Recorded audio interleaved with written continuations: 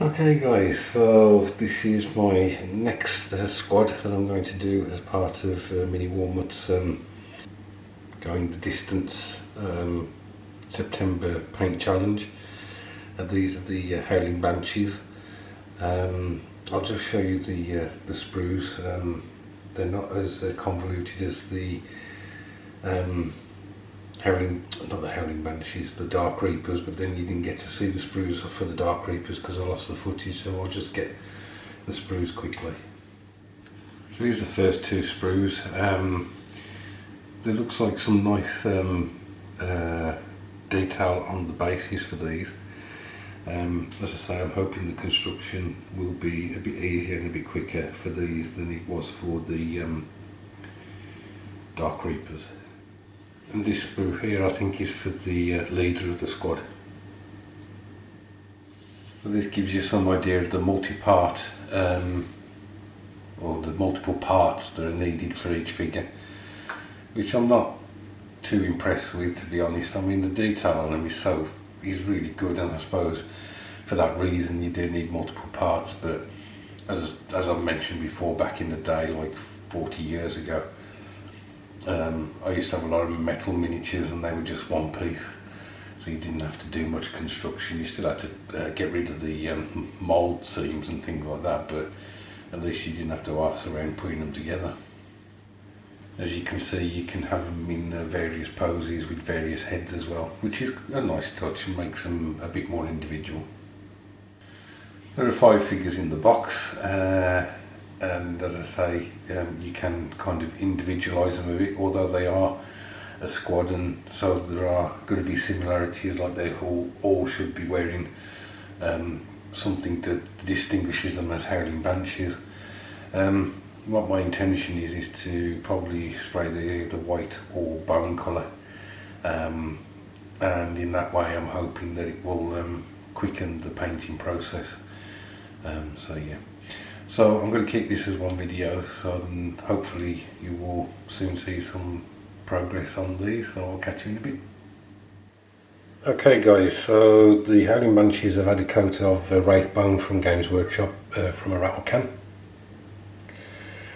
I'm a bit apprehensive about doing this for 2 reasons. One, I think the Wraithbone is a paler colour than the vampire flesh that I'm using from AK, so it may not be possible to use that as a tidy up paint or as a highlight paint once I put some Rycon flesh shade over these.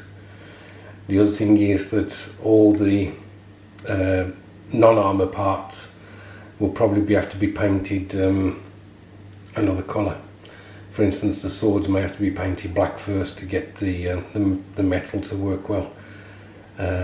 So there may be a lot of detail painting on these that I wasn't initially expecting, but we shall see.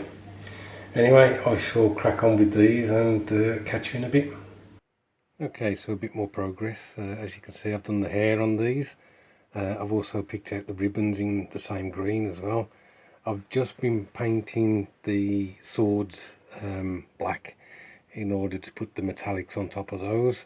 I've got to paint the pistols black, and I've got to paint the holsters black, and then there's 1 or 2 other items, so I want to get those base colours on. The hair will get a wash of Athonian camera shade, I think it is, and then a dry brush back with a lighter green, just to give it a highlight. So I'll catch you again with a bit more progress. So all the swords are painted black, all the pistols are painted black, the holsters are painted black, there's a pouch that needed painting black, there's I don't know what it is really, you can see them hanging from the belts down here that needed painting black, so I've done all that. It's quite detailed work getting close to the hands and so on, so been wearing the geek goggles for quite a bit, decided to have a break from that, and I put the flocking on the bases just so I can perhaps paint those up, or that up when it's dried. So I've got to look at the box again to see what other parts of the figures may need blacking out first. And I did notice one or two areas where the wash didn't reach, so I've got to put some wash in those areas to tint the wraith bone that's showing through. So still plenty to do, but at least progress is being made. So here are my finished Howling Banshees. There was a lot of intricate painting with these gals. A lot of gems on them, bits of gold and things like that that needed picking out. Quite a bit of going round tidying up areas where I accidentally put paint where it shouldn't be. But I think that turned out really nice. Really pleased with them. I did some of these stills so that you can see them perhaps in a bit more detail.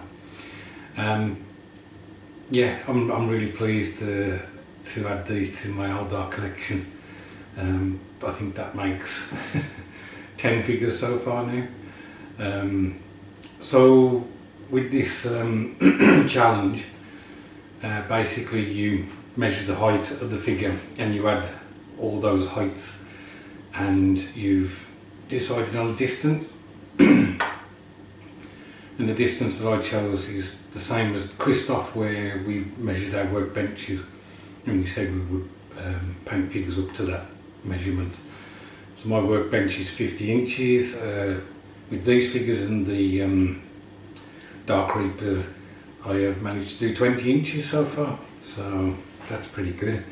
I think I've got a bit of a hard stop for this GB at 26th of September because I've got something planned.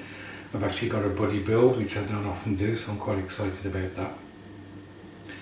I did start putting together the figures for the Striking Scorpions and the Dire Avengers, but I've got to be honest, I don't like the figures. They're not really grabbing me, unlike these and the Dark Reapers did. So I think I might select something else other than those to do next. Anyway guys, I hope you enjoyed the video. Thanks ever so much for watching, I do appreciate it. Look after yourselves and I'll catch up with you soon.